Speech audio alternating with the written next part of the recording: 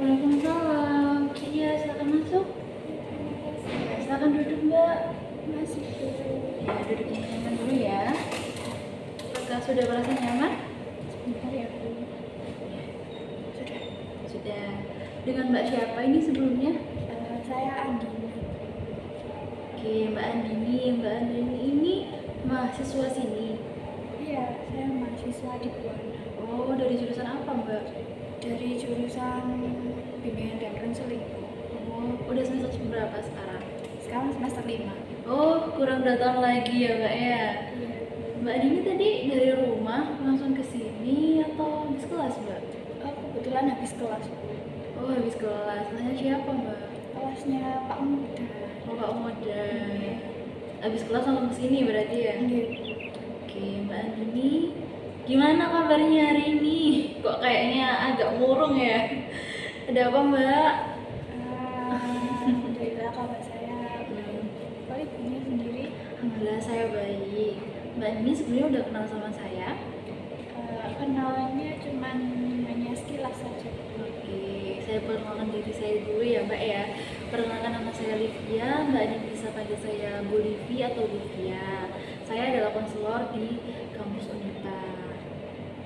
Mbak Andini kesini tujuannya untuk apa, Mbak? Saya ingin berbagi permasalahan yang saya alami.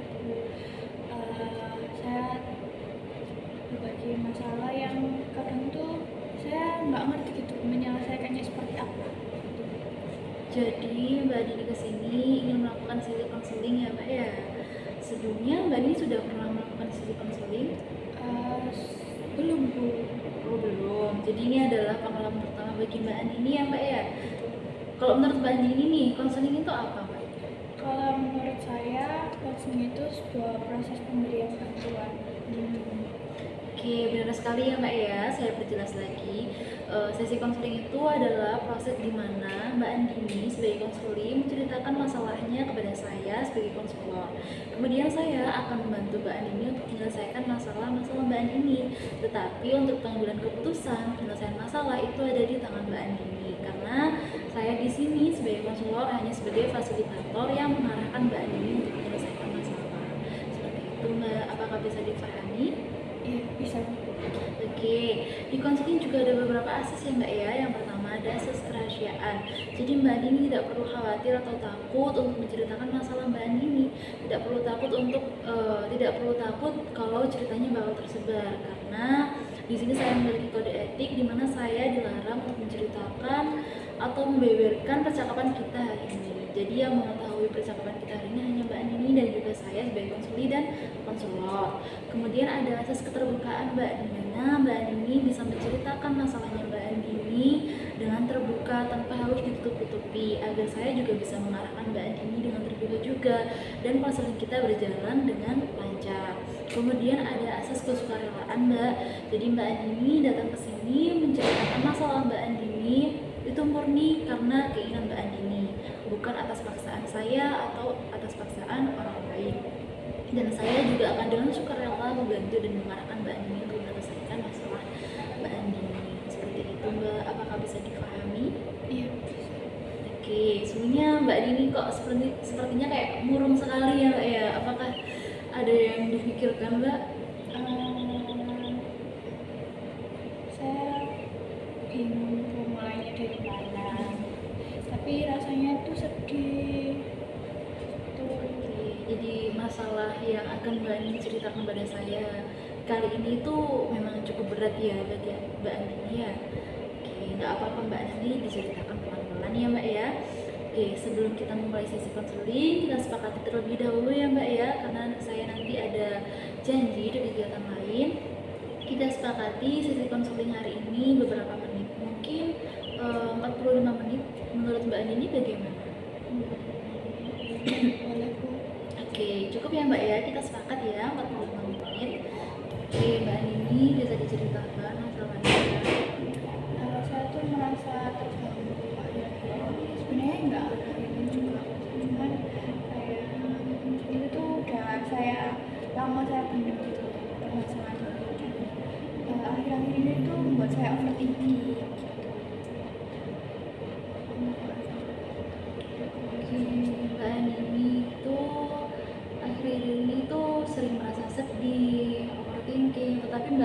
lebih kayak mendem gitu ya, Iya. belum pernah mengungkapkan. Jadi ini pertama kali Mbak Dini mengungkapkan yang Mbak Dini rasakan. Oke, mungkin bisa dijelaskan alasan Mbak Dini merasa sedih, overthinking gitu. Saya tuh kalau misalkan diberi tugas ya, misalkan deadline-nya itu besok malam, saya tuh mengerjakannya besok pagi, besok siang, kadang juga lupa gitu. Nah itu tuh membuat saya takut, kayak takut nilai saya tiba-tiba menurun, takut saya nggak dapat nilai di mata kuliah itu gitu. Oke, Mbak Dini berarti di sini tuh sering nunda-nunda tugas ya Mbak ya.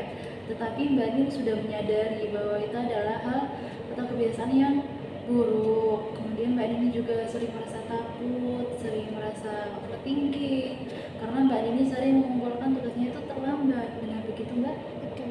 Oke, Mbak Dini ini sering menunda-nunda tugas itu dari semester ini atau dari semester awal Mbak? Kalau dari semester awal enggak, cuma mungkin dari awal semester dari semester mungkin 3, 4 terus semester ini. Oke, berarti dimulai dari semester 3 sampai semester 5 sekarang ya Mbak ya. Mbak Dini itu sering menunda-nunda tugas. Kemudian akhir-akhir ini tuh Mbak Dini sering merasa terganggu sekali karena sering mengumpulkan tugasnya itu terlambat. Bagaimana perasaan Mbak Dini ketika mengumpulkan tugas itu terlambat? Sedih dan takut gitu, kayak sedih ini Bu bakal diterima nggak ya tugasnya gitu. Oke, jadi Mbak Dini itu takut ya tugasnya itu diterima apa enggak karena Mbak Dini mengerjakannya itu mepet deadline. Benar begitu Mbak? Iya. Iya. Sebelumnya Mbak Andini memiliki kegiatan lainkah selain kuliah? Nggak ada. Oh nggak ada, berarti Mbak Andini hanya kuliah saja. Oke.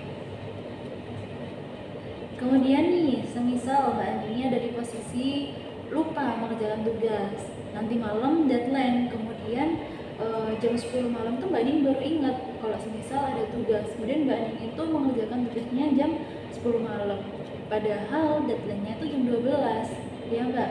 Kemudian Mbak Andini kan mau nggak mau harus mengerjakan tugas tersebut. Nah menurut Mbak Andini nih, Mbak Andini mampu nggak mengerjakan tugas dalam waktu 2 jam saja?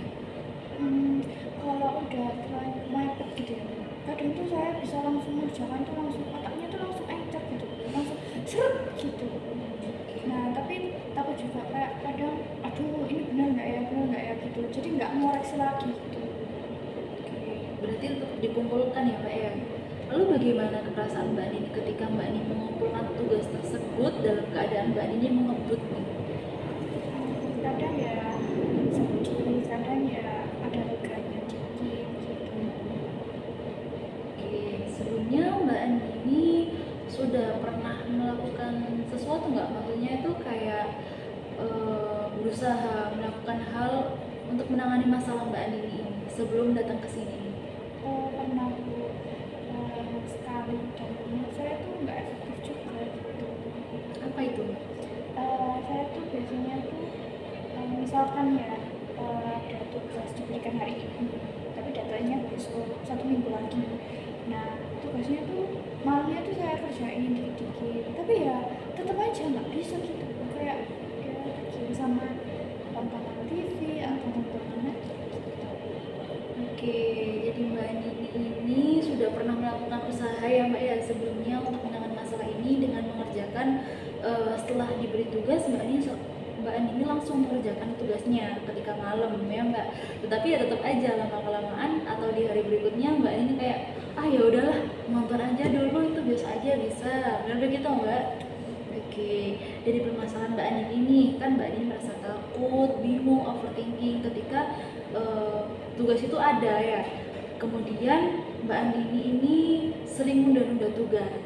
Nah, ketika mepet deadline, Mbak Andini itu seringnya baru ingat gitu ya Mbak ya. Jadi Mbak Andini itu sering mengerjakan tugas itu mepet-mepet deadline.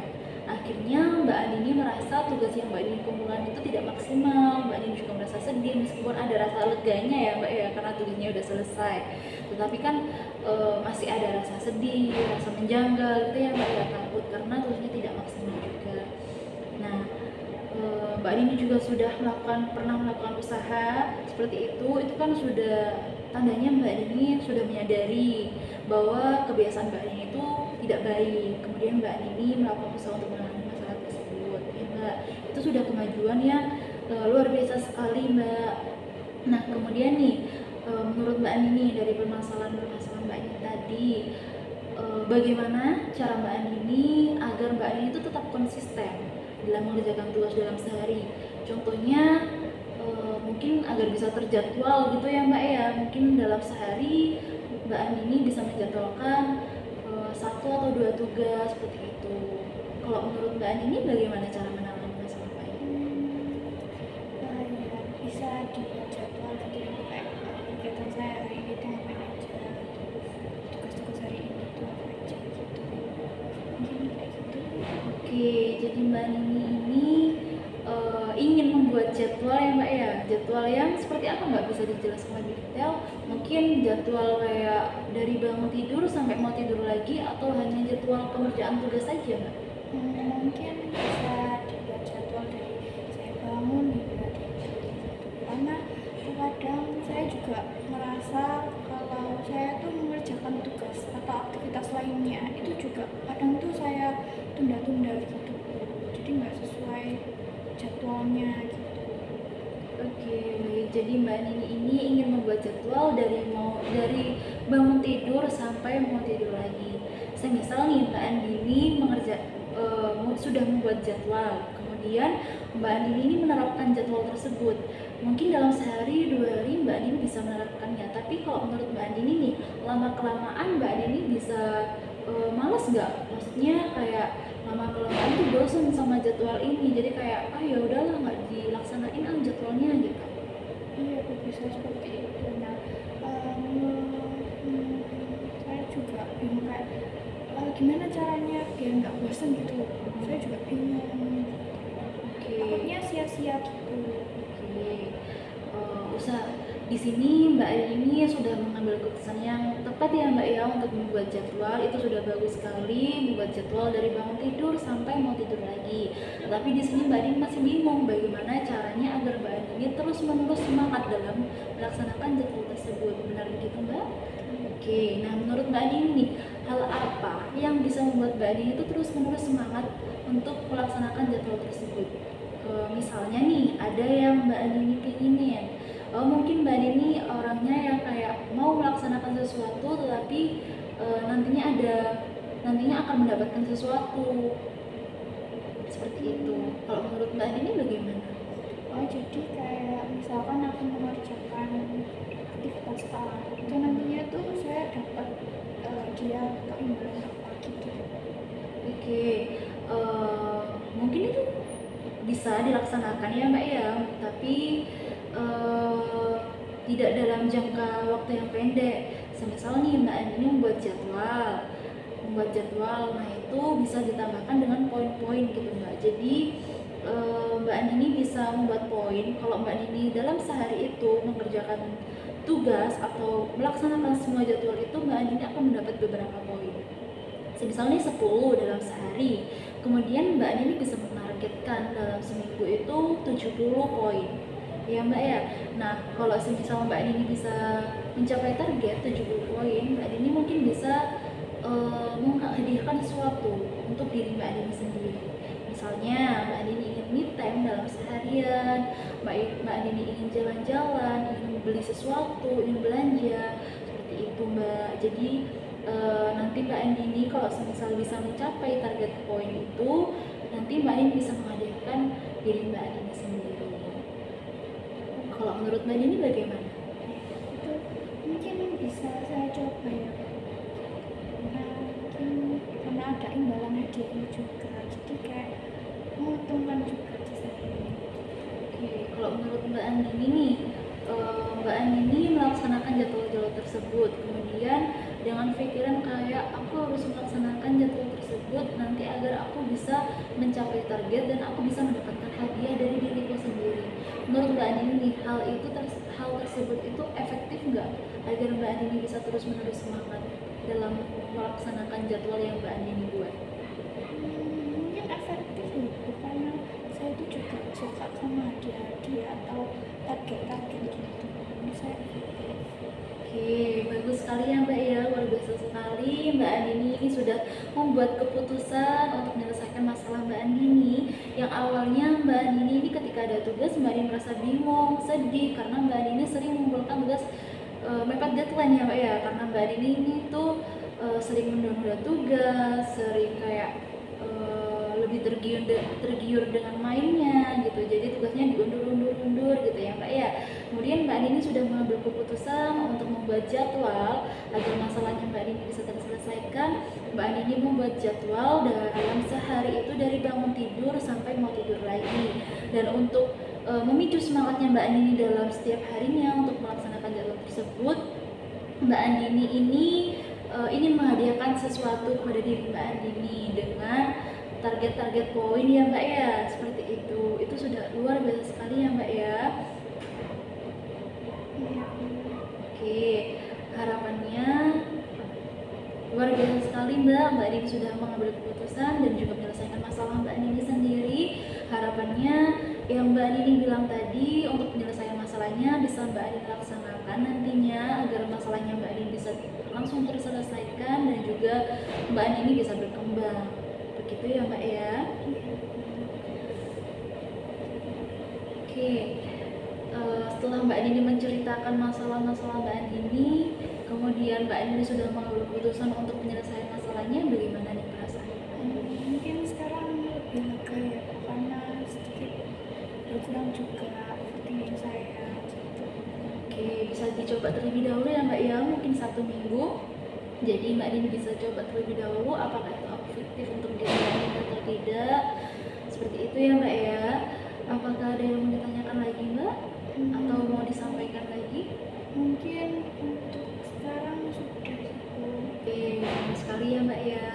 Di sini saya berharap Mbak Andini bisa menyelesaikan masalah Mbak Andini lagi dengan keputusan Mbak Andini sendiri, dan juga saya berharap Mbak Andini bisa melaksanakan tugas-tugas tadi untuk menyelesaikan masalah Mbak Andini ya Mbak ya. Oke, mungkin itu saja, tidak terasa sudah 45 menit ya Mbak ya. Apakah ada yang mau disampaikan lagi Mbak? Mungkin cukup untuk hari ini.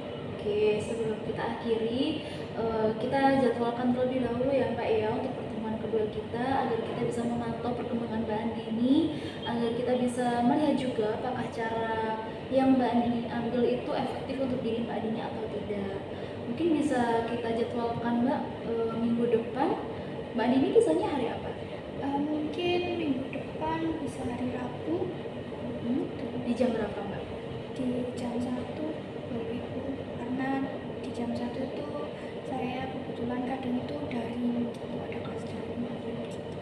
Oke, jadi kita sepakati ya Mbak ya, kita akan melakukan pertemuan kedua di hari Rabu jam 1 ya Mbak ya. Di sini kita akan melihat perkembangannya Mbak Andini seperti apa. Mungkin itu saja ya Mbak ya. Wassalamualaikum warahmatullahi wabarakatuh.